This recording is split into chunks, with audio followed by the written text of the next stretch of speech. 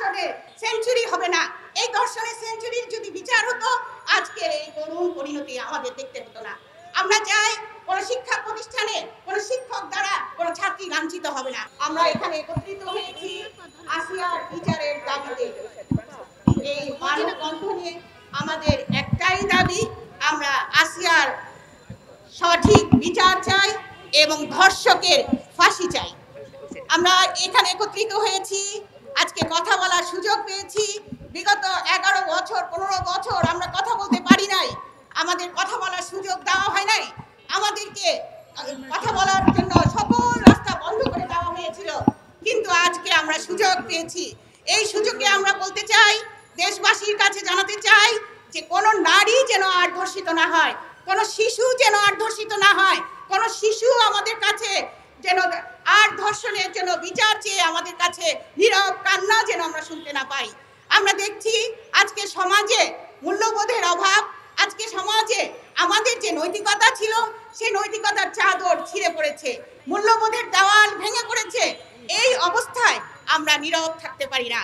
আমরা চাই একটি মানবীয় সমাজ যেখানে কোনো শিশু ধর্ষিত হবে না, যেখানে কোনো নারী ধর্ষিত হবে না, নির্যাতিত হবে না।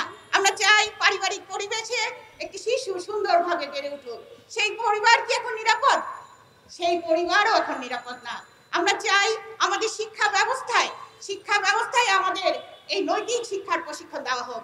আমাদের শিক্ষা ব্যবস্থায় যে ধস নেমে এসেছে সেখানে কোনো নৈতিকতার প্রশিক্ষণ নাই।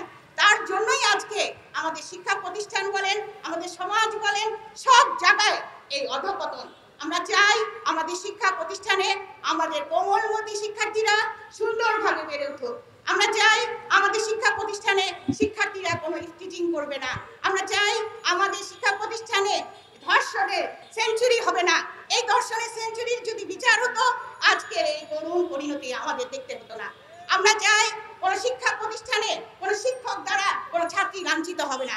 আমরা সেই পরিমলের কথা ভুলে যাই নাই। আমরা সাংবাদিকদের বলতে চাই যে আজকে আইন এবং সালিশ কেন্দ্রের যে পরিসংখ্যান দেখছি সেখানে দেখা যাচ্ছে যে বিগত 8 বছরে ধর্ষণের যে মামলা হয়েছে 3438টি মামলা এই শিশু ধর্ষণের মামলা হয়েছে, কিন্তু তার কি একটিও বিচার হয়েছে?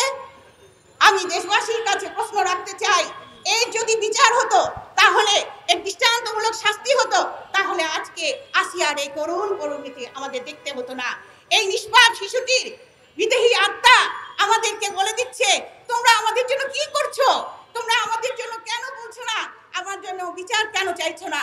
আমি একা নির্যাতিত হই নাই, আরো নারী আরো শিশু নির্যাতিত হচ্ছে, যার সংবাদ প্রতিদিন পাতায় আসে না। আমরা চাই এর সুষ্ঠু বিচার হোক। আমি আজকের এই মানববন্ধন থেকে বলতে চাই যে আমরা এই ঘটনার তীব্র নিন্দা এবং প্রতিবাদ জানাচ্ছি।